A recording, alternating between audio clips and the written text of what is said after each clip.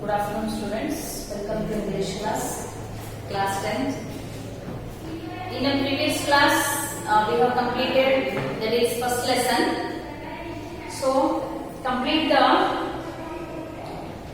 everything which has been given in the first lesson. Some of the exercises there and question answers are there. I think question answers are not provided still for you. The school will provide you the question answers and write the question answers in one notebook and complete grammar part, whatever it is there in our textbook, and what I am going to taught next grammar, then in one notebook. Make two notebooks and one only question answers you write. Question answers, extract, and rather than question answers, if anything is there means related to question answers, then you write in one notebook. And next, complete grammar part, grammar revised, vocabulary, everything that you write in other notebook. So let us come to the first poem in a poetry section. First poem, a name of a poem is To a Pair of Saras Crane, written by Manmohan Singh, Indian poet. Manmohan Singh is Indian poet. He is from Punjab. So let us see first, before going to the poem, let us see about the poet, that is Manmohan Singh. Let us see which has been given in your textbook. Manmohan Singh, an officer of the Indian Administrative Service, is a contemporary poet. His poems have been published in a number of magazines. His poem has been published in number of magazines. This poem is chosen from his book titled Village Poems. This poem means To a Pair of Saras Cranes. It has been chosen from the Village Poems. Village Poems. It has been chosen from the Village Poems. So, after the poet, some of the glossaries are given. I have written on the blackboard, and rather than this, still some more new words are there in your textbook. So, before going to the poem, let us see the pre-reading task, pre-reading activity. The greatness of a nation and its moral progress can be judged by the way its animals are treated.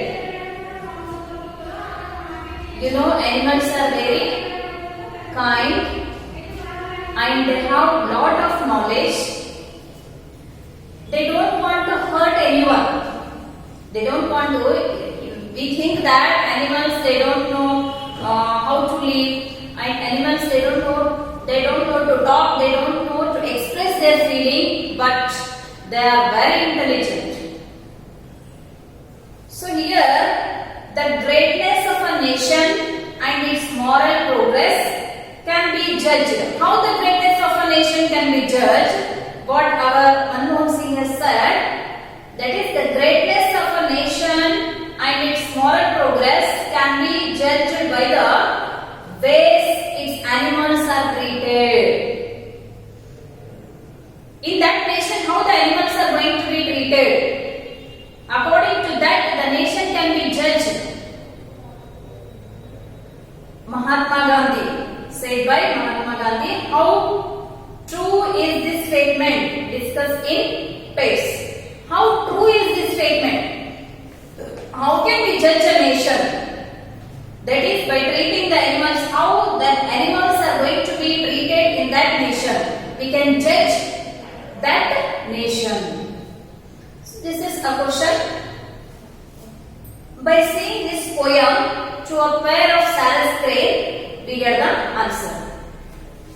To a Pair of Saras Crane, it's very heart-touching poem.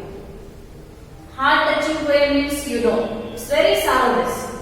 If we lost someone, our beloved one, if the person who are going, for that person we will treat, we love very much. If we lost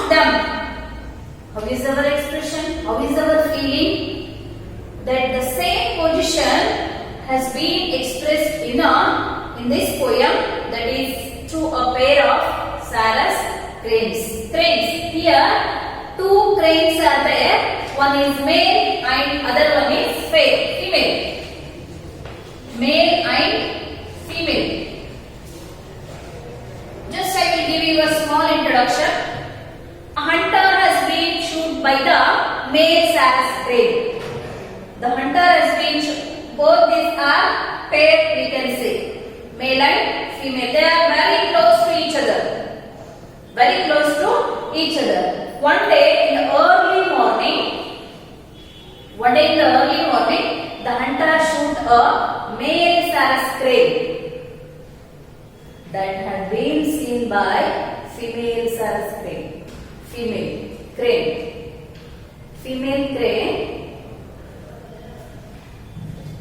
He has early in the morning he shot a male crane that had seen by the female crane.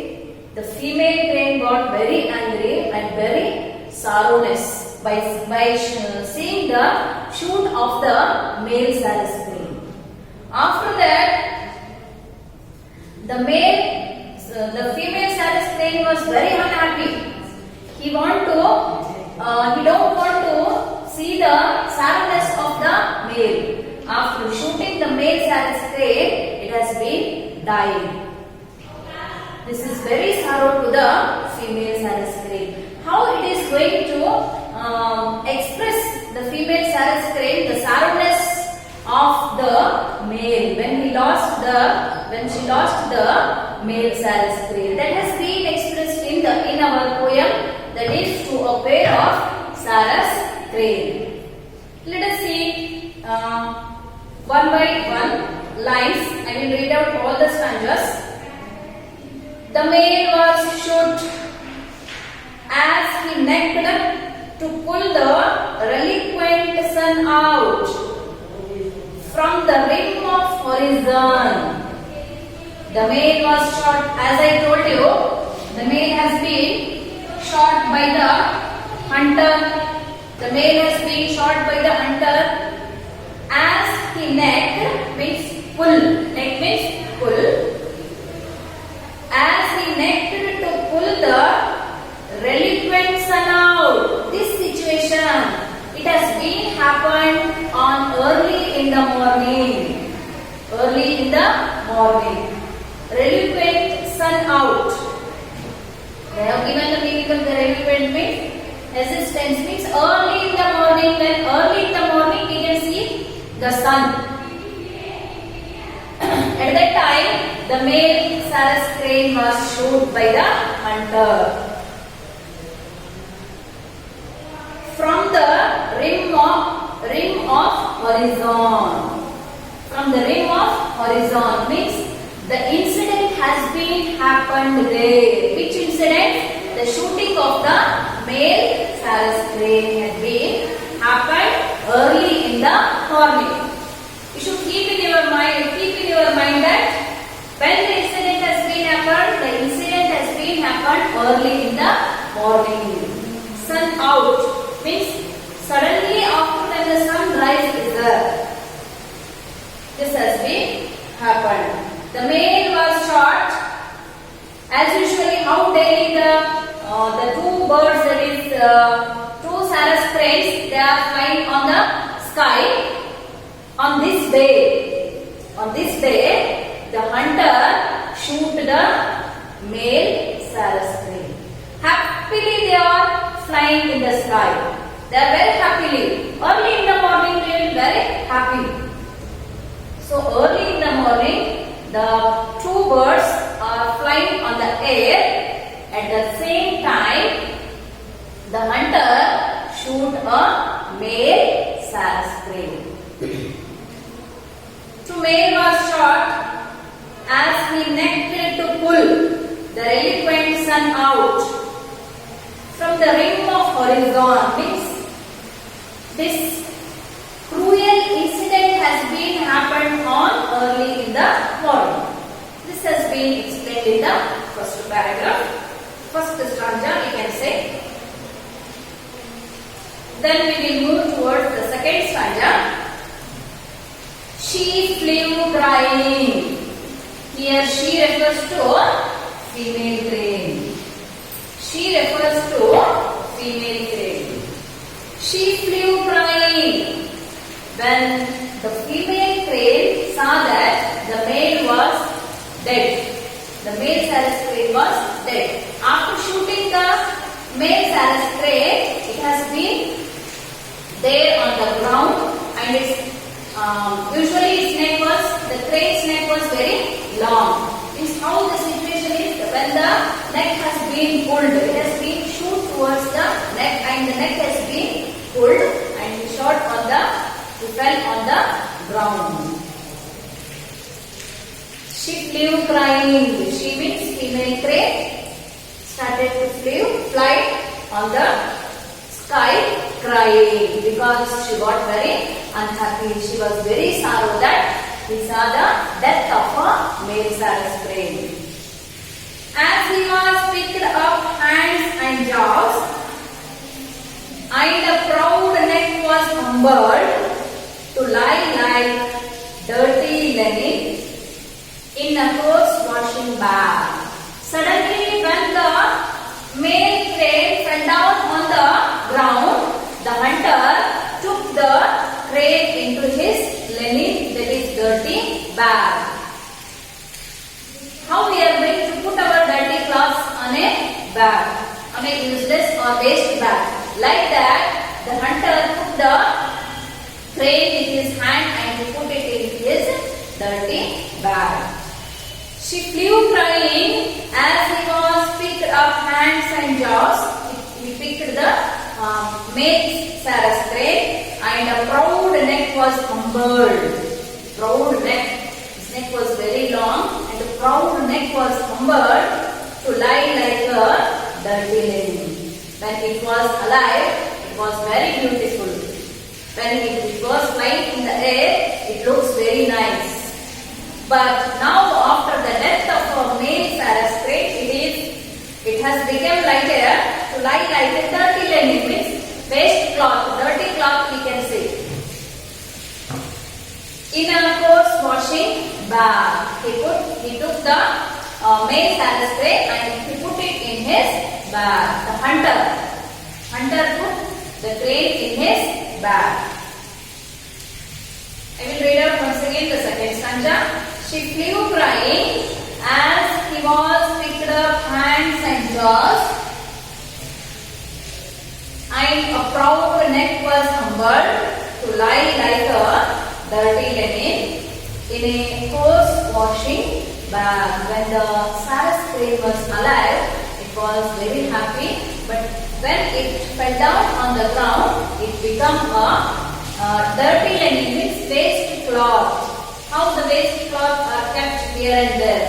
Like that, the male Sarus crane became a dirty linen.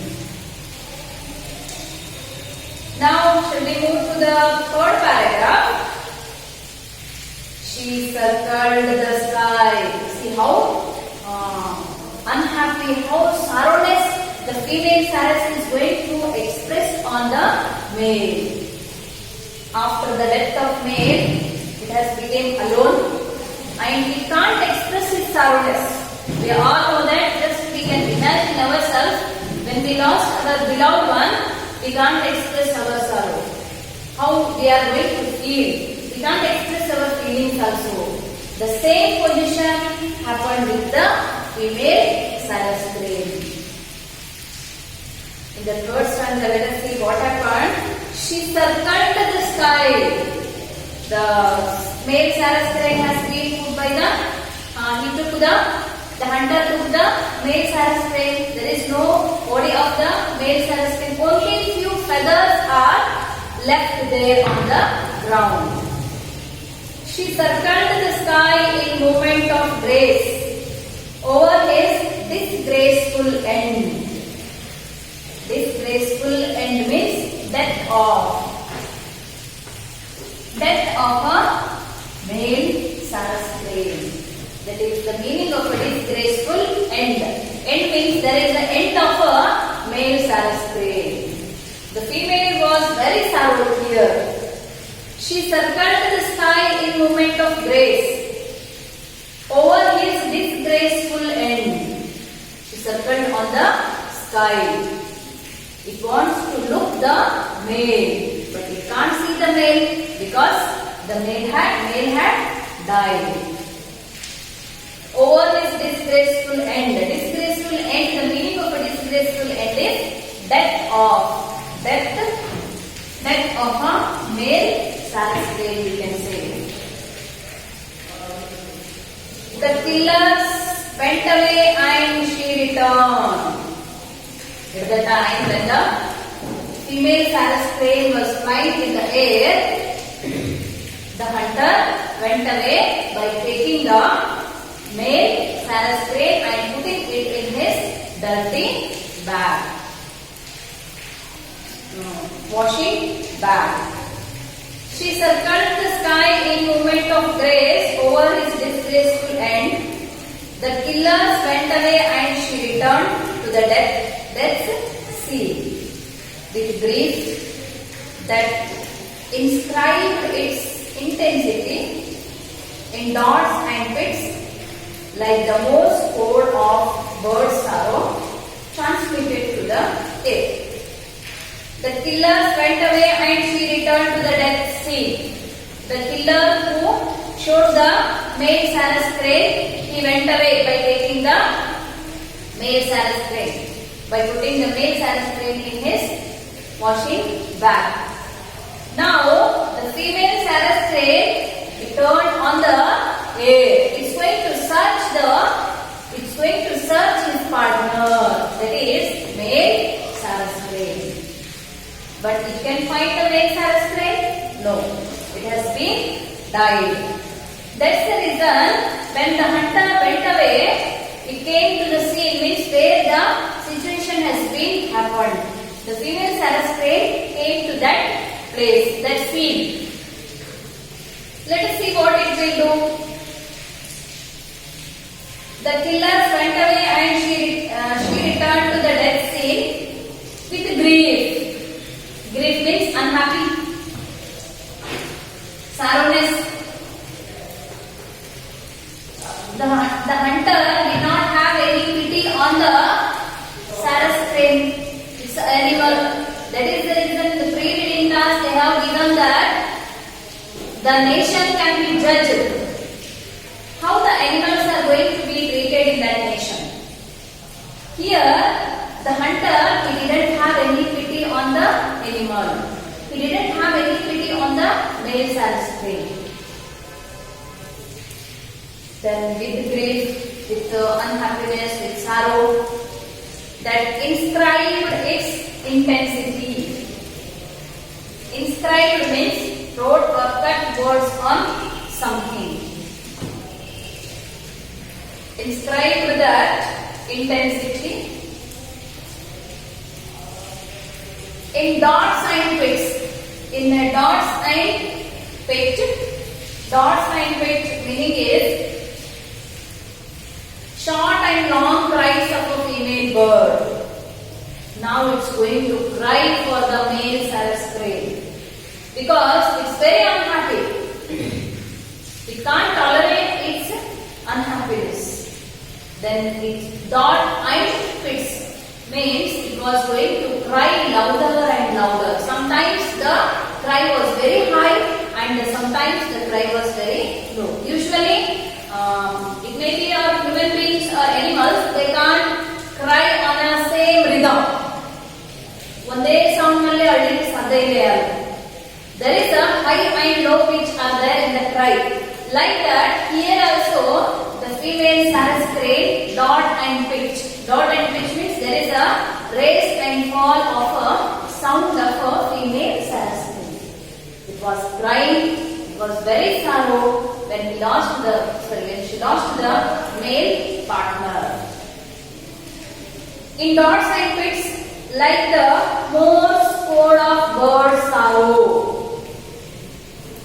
Like here, how it has been cried in dots and pits, like a Morse code of birds and sorrow. Here we have a figure of speech.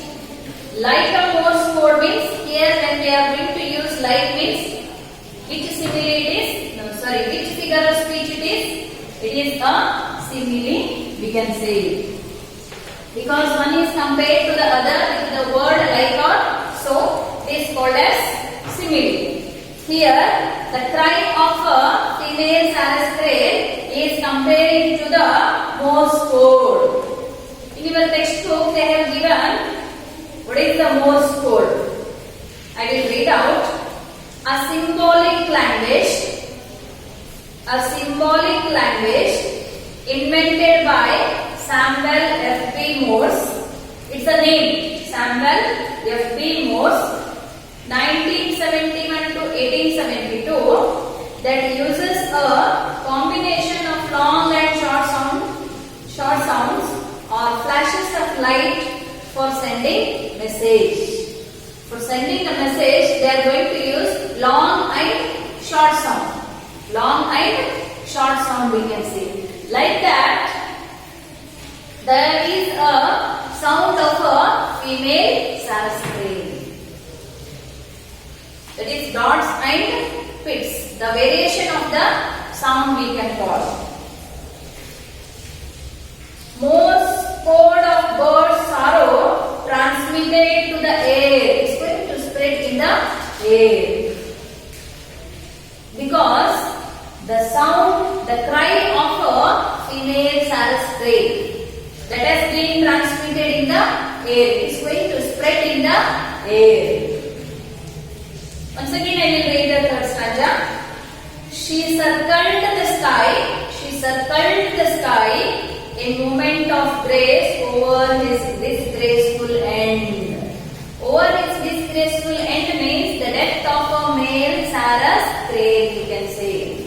Death of a male Sarah's crane. The killers went away and she returned to the death scene with grief. Grief is nothing but sadness, unhappy, we can say.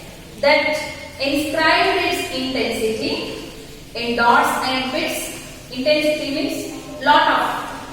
Tivrate ante helthiru kannadalli. Like the Morse code of bird's sorrow.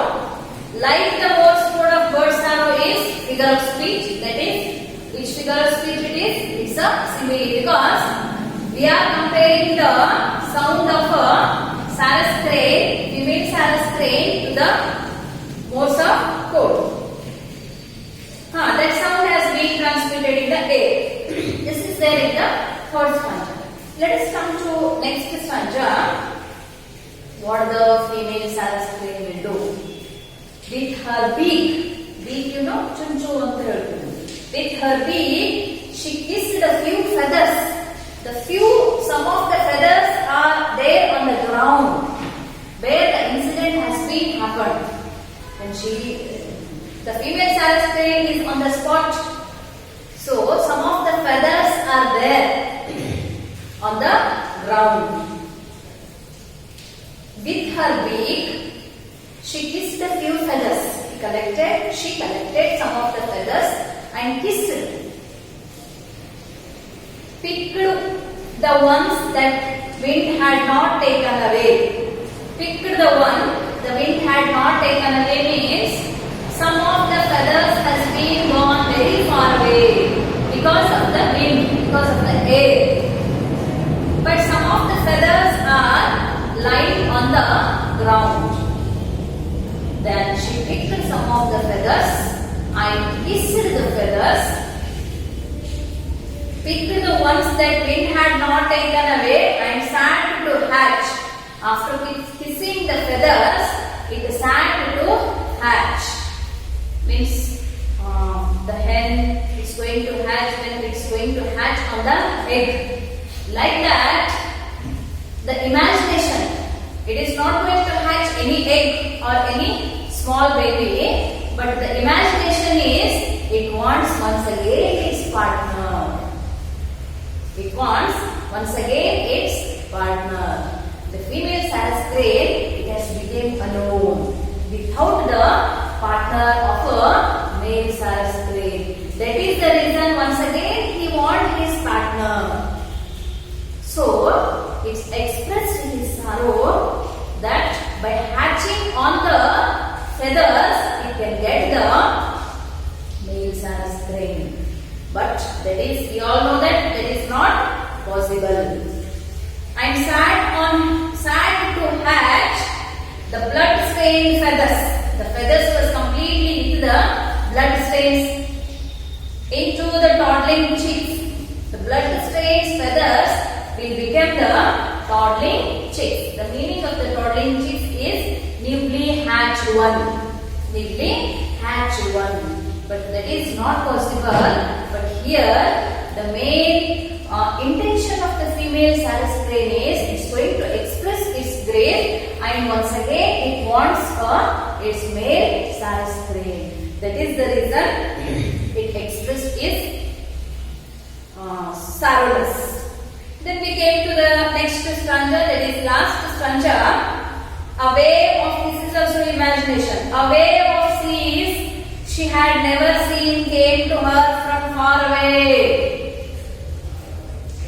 She had never seen this wave of the seas, but she don't know whether from where the wave of the seas had came is near. It had never seen. A wave of the seas she had never seen came to her from far away.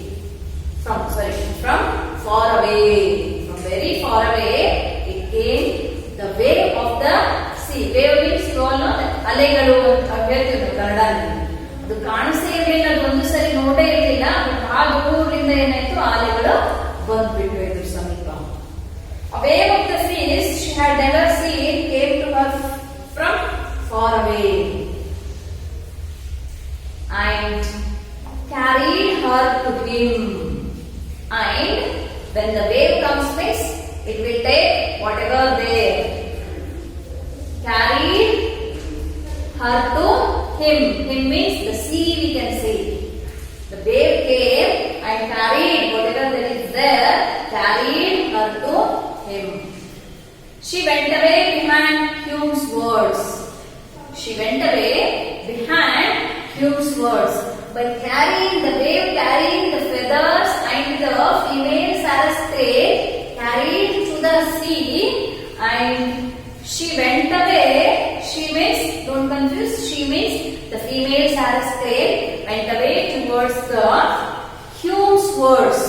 Hume's words means the complete explanation as it has been, well explanation it has been given in the in your glossary, that is Hume's words. Behind the legends and fables of the human love. Fable means a traditional short story. Traditional short story that teaches a moral lesson. ಜಾನಪದ ಕಥೆಗಳು ಅಂತ ಕರೀತೀವಿ ನಾವು ಕನ್ನಡದಲ್ಲಿ. A traditional short story that teaches a moral lesson. By this story, it is going to teach a moral lesson. Especially one with animal as character. Especially about the, not about the human beings, especially about the animals. That is Panchatantra. In Kannada Panchatantra ಕಥೆಗಳು ಅಂತ ಕರಿತೀವಿ. In English Panchatantra tales and Aesop's fables, and it is going to be called as Aesop fables. So Hume's words, I will read out the Hume's words. They certainly pair for life. Just to understand that, certainly pair for life. Where it has been reached, the female Sarus crane, it has been reached to the pair of, they certainly pair for life. Means it's going to search its pair for the life. It reached where the male Sarus crane went. Means without his pair, without his partner, the female Sarus crane also died. At last the female Sarus crane also died in the story. They certainly paid for life and probably exhibits great grief for their mate, keeping for weeks. At times about the locality where their partner was killed and calling constantly. Where their partner killed and it has been went to the same place.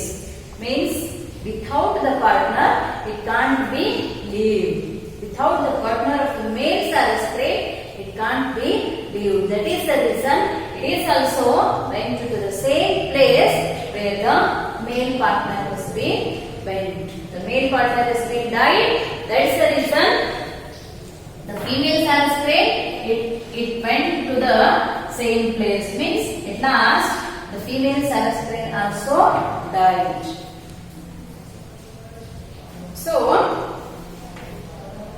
first only I told you this poem is very heart-touching poem, we can say. Without the partner, the both male and female are very lovable to each other. That's the reason they can't live without one. So at last also the female Sarus crane went and reached to the same with the male Sarus crane. So in the next class we will discuss the grammar portion of the poem. Thank you.